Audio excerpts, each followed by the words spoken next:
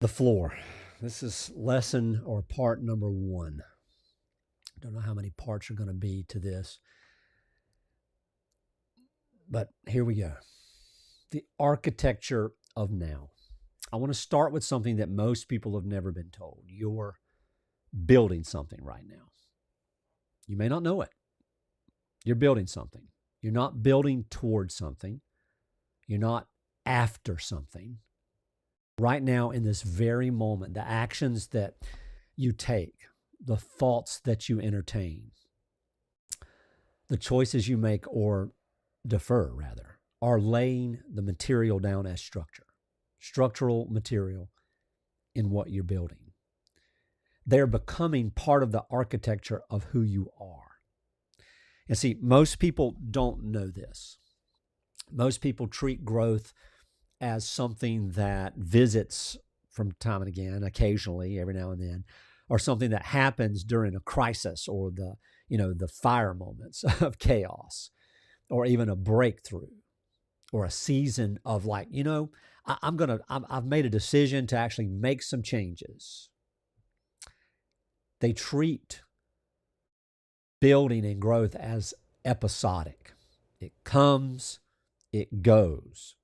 And in between, you just living, just normal. That is not what is happening. Growth is not episodic. That means it's not in episodes over and over again. Growth is structural and it has a continuity. It's always happening. It's continuous. And when you're not paying attention to it, it doesn't stop. It's still happening. And so the question then is not, am I building? You are always building. The question is better this way. Do you know what you're building? And do you know if the structure that you're building, what you are presenting, has any resemblance to the person that you really are, that you're trying to quote, and I say this in quotes, become? So as we carry this series, The Floor, there's an image I want you to carry through all of it, no matter if I got 400 videos or 4 videos. Imagine a building being constructed. Okay, this is your life. Look at it like a building being constructed. It's not finished. It's building. It's going up right now. It's being put together at this moment. All right? Right now. The foundation is in place. It's already been poured. There's a lot of structural things and walls and stuff like that in place. And some of these things you have consciously chosen, and some of this was laid before you had the language to name what was happening. So if you can view your personal growth in this way, in this picture, it's going to be very beneficial to you. No matter what, this stuff is there. This structure is there. These materials are there and they're in place. And the construction is ongoing. And every day you add some more material. And every day something else goes up or something shifts or something becomes more load bearing than it was yesterday because you're building on top of it. Now, here's the part that matters. There's a ceiling in your current structure. I want you to imagine a ceiling. You can feel it.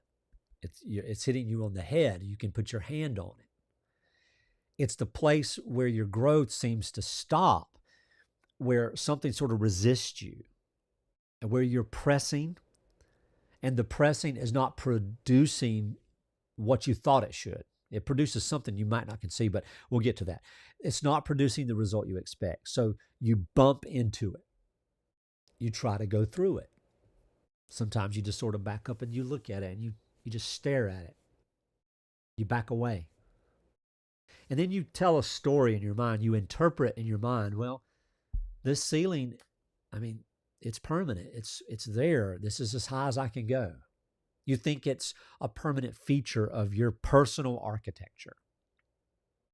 You look at it like it's a limit. And that limit defines what is possible for you. And I'm here to tell you today, and this entire series is going to talk about these things. It is not a limit. A ceiling in personal architecture, rightly understood, is not permanent. It's temporary. It is a surface that is designed to turn from a ceiling to the floor of the next floor, the next level, to become what you crawl on. Hear that again. The ceiling of growth today will be the floor you crawl on tomorrow. What stops you right now is not stopping you permanently. As a matter of fact, you're not stopped.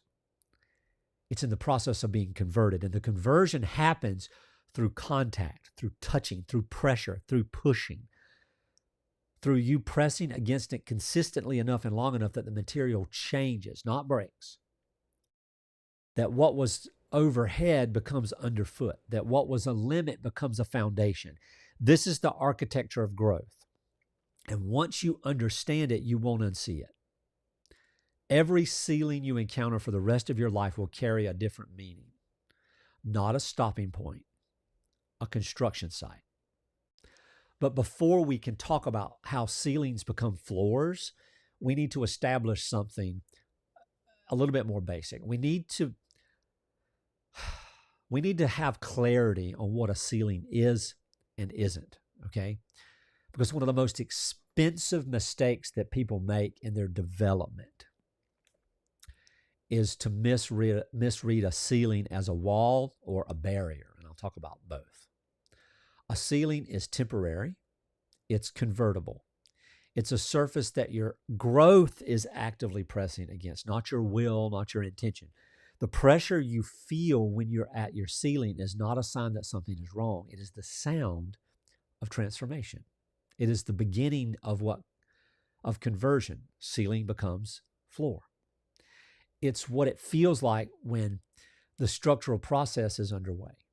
A wall is a different structure. A wall is not overhead, it's beside you. And in this space, a wall requires a different approach than a ceiling. You don't press up through a wall. You navigate around it. You find the door. You recognize maybe that, hey, this route is not the right route. So a wall is not a failure, and it's not a limit on your growth. It's data. It's geographical. It's a map. It's telling you something about the landscape, not about your capacity. A barrier, though, I mentioned earlier, is something else entirely. A barrier is what happens when a person confuses a ceiling with a wall and then treats both of them as permanent. A barrier is then, the best way to put it is a story, a narrative. It is the accumulated narrative that a person builds around the experience of resistance, of pressure. And unlike ceilings and walls, barriers are not features of the landscape. They're not structural. They're put there like an elevator. Put a barrier there so people don't fall down the elevator or fall off a ledge of a staircase that's not yet complete. They're interpretations in your inner space. And they live in the mind. They are really more dangerous to growth than ceilings or walls because they're the hardest to see, right? Most people who feel stuck are not stuck against a ceiling and they're not stuck against a wall. They're stuck inside a story that has become a barrier. So I'm going to call that a barrier story. They've been pressing against resistance long enough that they began to believe that the resistance is a permanent truth about what they can do and about what's possible for them. And once they begin to believe that, the pressing stops. They just sit down. They just stop. The construction pauses. The growth just becomes stagnant. And what was a convertible ceiling begins to feel like the sky. There is nothing above it. I can look up. It's just the sky. I can't get up there. There's nothing above it. So the work of this course, the floor, is to give you a different relationship with resistance, not to help you push harder. I don't want you to push harder. I don't want to motivate you to keep trying, to be disciplined, to keep the path, to learn how to hustle. I don't want any of that in your mind. What I want you to do is to fundamentally change what you believe is happening when you encounter a ceiling. Because when you understand that the ceiling is a construction site, the resistance does not disappear. but what you do with it completely changes. So sit with this, okay? Ask this question of yourself. Where in your current life can you feel a ceiling? Like you feel like you just can't go any higher. You're stuck. Name that specific area. Do not describe the feeling in general terms. Name the place where the growth seems to stop. When you encounter that resistance, then what story do you tell yourself about it? Is it the story of a ceiling that's going to become a floor? This is just part of your growth. This is what's normal. Or have you created that ceiling and have you made it a barrier story? This is the end for me here. Now answer those questions. Now think of a ceiling from your past that you thought was a limit that has already become a floor that you crawled on and are now probably standing on. Something that was a limit that you no longer think about because it is simply part of where you stand right now as your foundation. Name that. What did the conversion require? And then ask yourself, what would change about how you approach your current ceiling if you were absolutely certain it was temporary? Tomorrow or the next day or whatever, I'll do part 2 of this. I don't know. There's probably at least 15 videos in this series, The Floor. So before you come back to the next one, do one thing. Take 15 minutes and draw your current architecture. Not literally like a sketch, but in words. Describe where your floor is. Describe what you're standing on. What capacities and clarities and understandings have already been converted from former limits into stable ground beneath you. Then describe your current ceiling, the specific surface that you're pressing against right now. Name the area of your life, the specific resistance that you feel in your body and your mind and your thoughts, and the story that you've been telling yourself about why it is there. And then write one sentence that begins this way. If this ceiling is a construction site and not a permanent limit, then what I should do next is, and then finish that sentence. And then carry it with you into the remaining chapters of this teaching. This is James Tippins, and this is Unbound. Let's set you free.